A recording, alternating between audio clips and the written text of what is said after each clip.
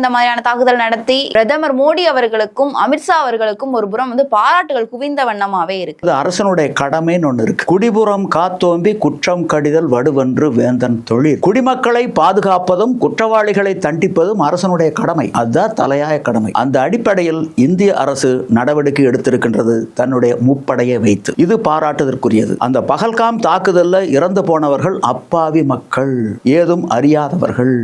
அவர்களை சுட்டு கொண்டது ஈவு இரக்கம் கண்ணோட்டம் இல்லாத ஒரு செயல். இது வன்மையாக கண்டிக்கக்கூடிய ஒரு செயல்.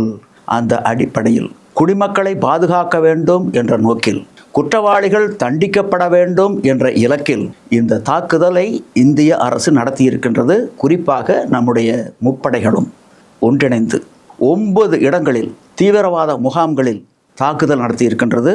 18 தீவிரவாதிகளை கொன்றிருக்கின்றது.